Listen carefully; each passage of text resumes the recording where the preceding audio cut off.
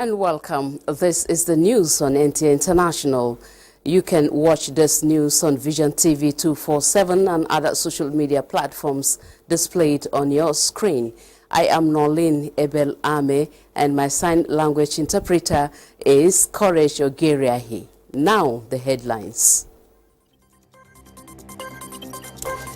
Nigeria, United Kingdom pact on integrated management of mangrove ecosystem and expansion of social protection for fisheries and forests in coastal communities underway. Monetary Policy Committee of Central Bank of Nigeria hikes interest rate to check inflation. And federal government to reinforce bilateral relations with the United States on military cooperation to enhance state and regional security.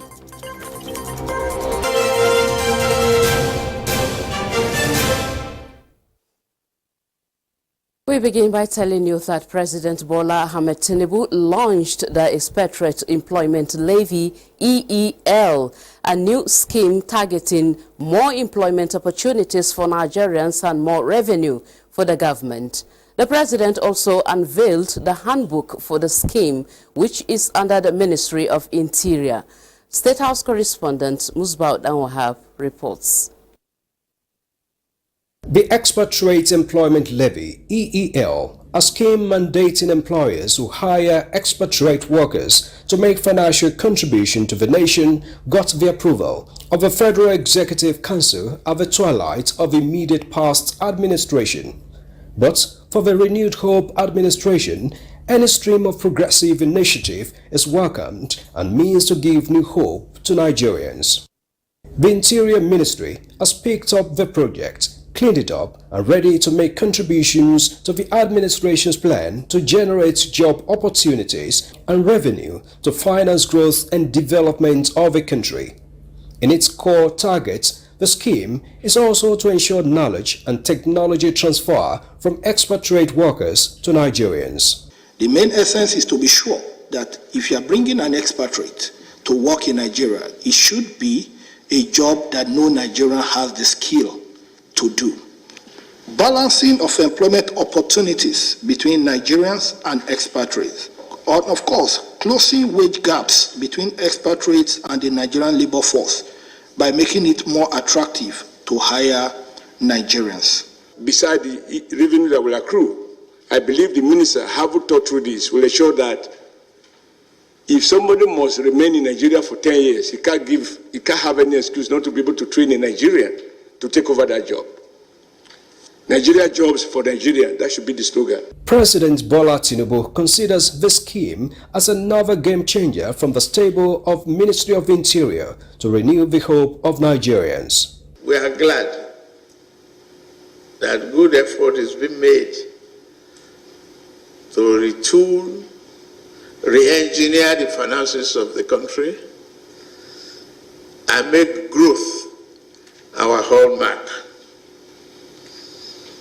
I've been further assured that the project has the capacity of plugging loopholes and gaps that have bedeviled the country in dealing with security challenges. But the benefits notwithstanding, for the government still beckoning on foreign direct investments, this scheme must not come at a cross-purpose. But don't use it as a bottleneck. Don't use to frustrate potential investors.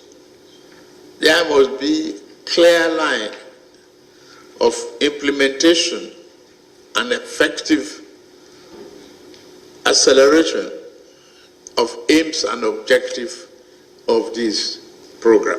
And the handbooks to guide this process are now ready with the Nigeria Immigration Service as the implementing agency. Thank you. From the State House, Musbah Danwahab, NTA News. And talking economy, the Monetary Policy Committee of the Central Bank has further tightened its monetary policy rate by 400 basis points from 18.75% to 22.75% to continue to check inflation. This was the position of the committee at the end of its 293rd meeting in Abuja. Musa Abubakar reports. This is the first Monetary Policy Committee meeting for the year 2024 and the first for the Central Bank Governor and his newly appointed committee members. With inflation at 29.9% and a volatile foreign exchange market, committee members were concerned but convinced that an enduring output expansion is possible only in an environment of low and stable inflation. Members considered various scenarios of hold and hike and concluded that inflation could become more persistent in the medium term and thus pose more regulatory challenges if not effectively anchored. The balance of the argument thus leaned convincingly in favor of a significant policy rate hike to drive down inflation substantially. After deliberating extensively in the foreign exchange market, the committee members were certain that the ongoing reform in the FX market will yield a favorable outcome in the short to medium term. Promotion of a willing buyer and willing seller market, removal of all limits on margins for IMTO remittances, introduction of a two-way quote system, and the broad reforms in the BDC segment of the market to restore stability, enhance transparency, boost supply, and promote price discovery in the Nigeria Autonomous Foreign Exchange Market, NAFEM. Key financial indicators of the banking system were also reviewed, noting that there is the need to increase the stability of the banking sector through system buffers by recapitalization to improve resilience. The committee identified non-monetary factors driving inflation, such as the persisting insecurity and infrastructural deficits, and noted the role of fiscal policy in addressing these shortfalls while reiterating the commitment of monetary policy support. Amongst decisions reached at the end of the meeting was cash reserve ratio increase from 22.5% to 45%, asymmetric corridor at plus 100 and minus 700, while liquidity ratio at 30%. In Abuja, I am Musa Abubakar, NTA News. In other news, Nigeria United Kingdom Pact on Integrated Management of Mangrove Ecosystem and Expansion of Social Protection for Fisheries and Forests in Coastal Communities in Nigeria has been launched in Abuja. Charles Alpha reports that the national project by the UK government, supported by Food and Agriculture Organization of the United Nations, will improve livelihoods and the environment upon implementation. Nigeria, reports say, has the largest mangrove ecosystem in Africa, with Cross River State holding 50%. Their existence have been threatened due to human activities, but its importance to livelihoods and the environment underscores the pact launched here between the Nigerian and UK government, the Food and Agriculture Organization, and the Foreign, Commonwealth and Development Office, with Cross River State as focus. The key word is integrated. For us, it's about protecting the loss of mangroves from pollution, over-harvesting for fuel wood, and helping communities who depend on those mangroves. Together, jointly with our partners of UK and FAO, together with the government, we want to bring alternative livelihood to the women. How we can strengthen the capacity of the government to in terms of restoration. This project is going to dovetail and be incorporated into waste, water, livelihood, GHG, as well as nature-based solutions for climate change.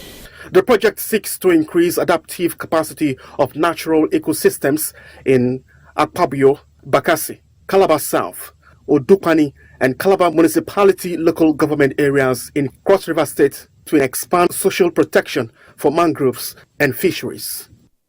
Charles Alpha, NTA News.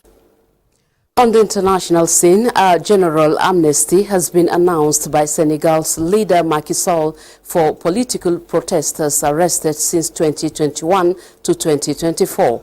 He said the amnesty is aimed at reducing tension in the build-up to the general elections. Kolo Mohammed has details. Senegal is facing its worst political crisis in decades after President Sall abruptly defied the February 25th presidential election just hours before campaigns were due to begin. The Constitutional Council overturned the delay, and President Sall, whose second term in office as president is scheduled to end on April 2nd, launched 2 days of talks to set a new poll date. He announced the amnesty bill at the start of what he called a national dialogue on Monday, suggesting it could reunite the country. The president said, and I quote, "In the spirit of national reconciliation, I will put before the National Assembly this Wednesday at the Council of Ministers a bill for a general amnesty for acts relating to political demonstrations that took place between 2021 and 2024, end of quote. He hopes that the amnesty bill would pacify the political arena and thus the election can be held in an environment of national growth, peace and development plus reconciliation. Kolo Mohammed, NTA. Kolo Mohammed also reports that Haitian migrants are caught in between deportation to Haiti or Mexico with the closure of U.S. border doors. Many of the migrants are doing all they can to stay either in makeshift camps or face deportation to Mexico and certainly not Haiti, as they wish to stay outside their homelands. Haitian migrants rushed to the southern border between Mexico and the U.S. A few of them clearly mistook the words handed out by President Biden during his campaign and inauguration as president. He promised to take a further humanitarian look at migration issues. These Haitians mistook for "come over here, our borders are open." A mega makeshift camp in Del Rio, Texas is on the verge of clearance, and the best option is deportation, which had migrants fight pilots and officers responsible for moving them back to Haiti, which for them is a shattered dream. Mexican migrants will do just about anything to move into and live in the U.S., while Haitian migrants now choose to live in and stay in Mexico, as U.S. had shut its borders against them. Kolo Mohammed, NTA News. The federal government will continue to reinforce bilateral relations with the United States on military cooperation in the quest to further enhance state and regional security. The Permanent Secretary, Ministry of Defense, Dr. Ibrahim Kana, stated this while hosting delegations of the United States Air War College participants on foreign study tour of allied countries. The Permanent Secretary described the Nigerian foreign policy as Afrocentric, playing a major role in providing peace support operations to many African countries. Nigeria and the United States of America have enjoyed a mutual bilateral relation over the years following the establishment of a diplomatic relation with Nigeria in 1960. An advocacy for judicial officers in the West African sub-region to prioritize adjudication of cases relating to terrorism financing is underway in Abuja.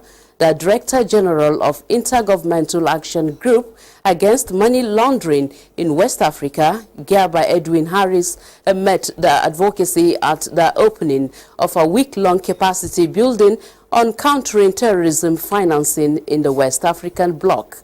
Dela Tumbi reports. Seated in this hall are the representatives from all the ECOWAS member states, brainstorming on the development of countering terrorism financing curriculum and training modules for capacity building for the West African bloc. Participants are of the view that in the West African sub-region, particularly the Sahel and Lake Chad region, The activities of the various terrorist groups have persistently increased despite the sustained efforts and cooperation among national governments within the region. They point out that the growth and continued spread of terrorism in this sub-region has been made prominent by the important role played by finance. Participants equally observe that terrorist organizations will not survive for long without finance because terrorism is an expensive venture which requires sustained supply of money for its sustenance. Having identified the issues involved, the participants are now looking for ways to stem the tide of terrorism financing. Money laundering and terrorist financing continue to adversely impact the socio-economic development, peace, and security of our member states and beyond. In the last decade, ECOWAS community has experienced an increasing level of terrorism, radicalization, violent extremism at an alarming rate. By targeting their financial lifelines, we can undermine their capacity to inflict harm and weaken their grip on vulnerable communities. Participants also commend President Bola Tinubu's pragmatic approach as the ECOWAS leader in combating transnational crimes in the sub-region. In Abuja, Dele Atumbi, NTA News. If you just joined us, this is the news on NTA International. Let's pause here for a break. Thank you for staying with us on the news on NTA International. And still talking judiciary, the Chief Justice of Nigeria, Justice Olukayode Ariola, is advocating a synergy among the various arms of government for an efficient and effective justice delivery system. Justice Ariola made the advocacy in Abuja at the opening of the 2024 hybrid refresher course for judicial officers of the superior courts in Nigeria. Judiciary correspondent Chukwunonso Nwabeze reports. Converged here at the National Judicial Institute, Abuja, for the 2024 refresher course for judicial officers of the Superior Courts of Record are heads of courts of various jurisdictions across the country. They are here to brainstorm on ways of further enriching and strengthening of the nation's judicial system. Thank you very much. Let's be seated, please. The Chief Justice of Nigeria and Chairman of the Board of Governors of the Institute, Justice Olukayode Ariola, uses the occasion to make a case for harmonious relationship among the various arms of government for effective justice delivery, as well as charges the participants to uphold the rule of law in performing their functions as judicial officers. The need for judicial officers not to compromise or be distracted from the pursuit of the rule of law and their adjudicatory duties. Neither should you be engaged or be seen to be engaged in unethical conduct. I urge you all to remain focused and determined in carrying out your responsibilities as judicial officers. It is my belief that the topical discussion that will take place in the course of this program will lead to cross-collaboration of ideas as well as a conclusion and the recommendation necessary for the overall growth and the advancement of the judiciary. The 4-day course has reaffirming judicial commitments to justice delivery and modernizing judicial practices and procedures as its theme. Chukwunonso Nwabeze, NTA News. And on climate, water is one most vulnerable sector exposed to climate swing. To mitigate its effects, the federal government and key stakeholders are brainstorming to share ideas towards developing solutions to address the impact of climate change on nation's water resources, with the aim of achieving Sustainable Development Goals 6 and 13. Usman Zubairu reports that this came to the fore at the National Workshop on SDG 6 and 13, Climate Change Action Towards Sustainable Management of the Nation's Water Resources, organized by Federal Ministry of Water Resources and Sanitation in collaboration with UNICEF. One of the sectors greatly affected by climate change is water, sanitation and hygiene. These have created immense pressure on water infrastructure, causing water pollution, disrupting water availability, as well as ecosystem.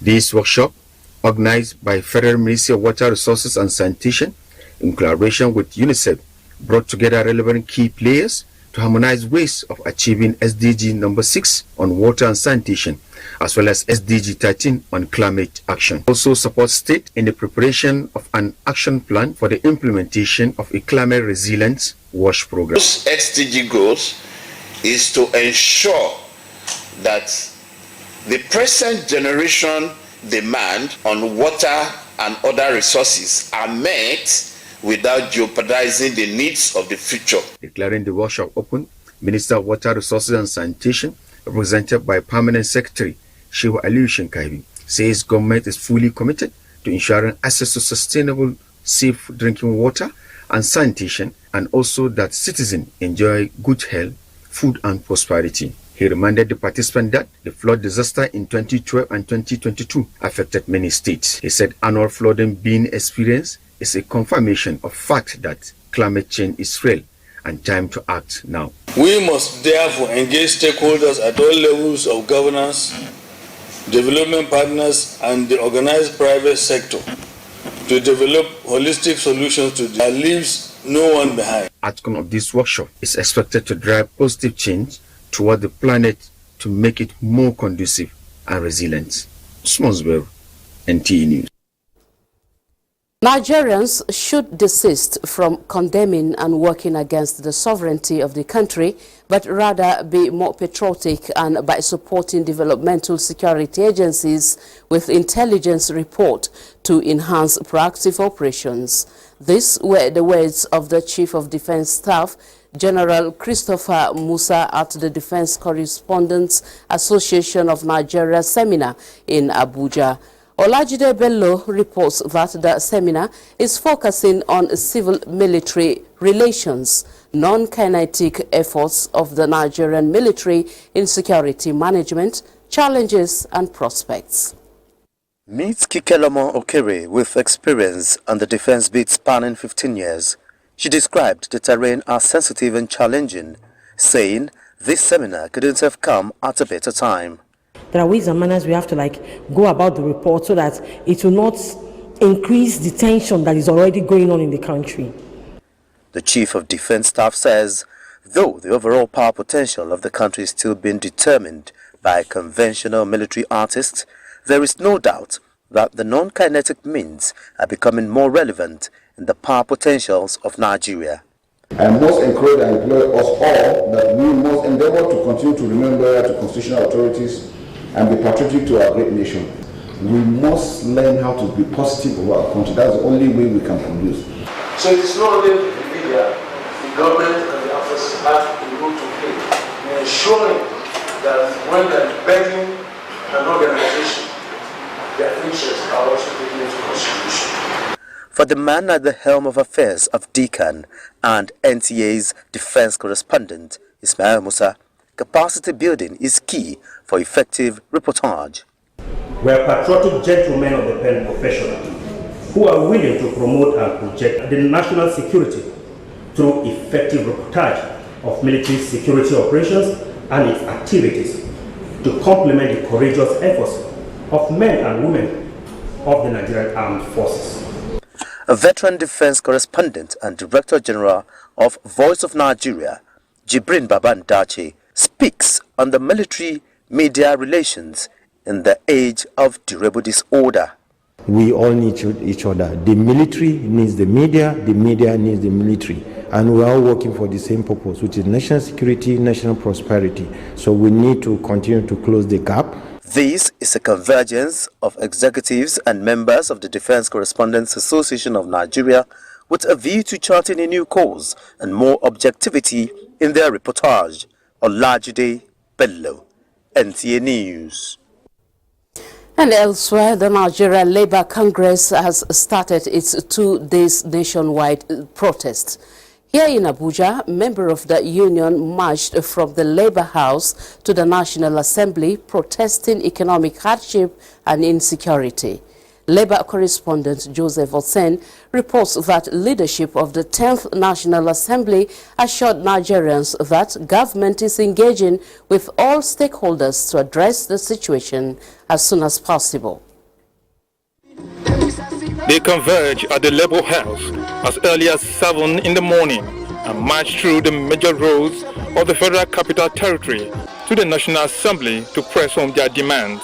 And I believe that the president and the federal government will do something, to address this issue. Members of the National Assembly acknowledge that it needs urgent attention, with critical stakeholders already working for a quick fix. The Senate President and then the Speaker met. I was with them. We parted around 12 midnight. And all the issue is about bringing solution to the suffering and yearnings of Nigerians. We are at a very critical period that Nigeria is taking a decision that would be of economic advantage to all of us. We understand what is happening. We are facing the same challenges. I want to assure you that the leadership of the National Assembly will look into your requests and demands and take swift and prompt action. Addressing devaluation of the naira, improving purchasing power of citizens, and creating an enabling environment to support economic growth to the protesters will address much of the challenges. In Abuja, Joseph Otsen, NTA News. And now a quick look at the weather prospect for Wednesday in Nigeria and some cities of the world.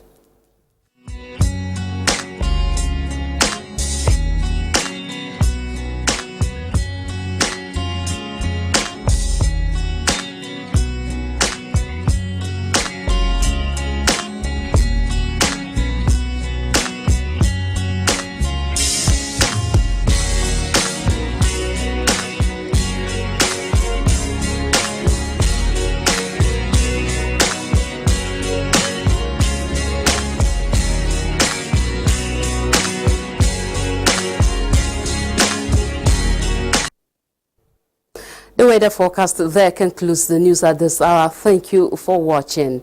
I am Nolin Ebel Ame, and my sign language interpreter has been Courage Ogiriahe. Do have a lovely night rest.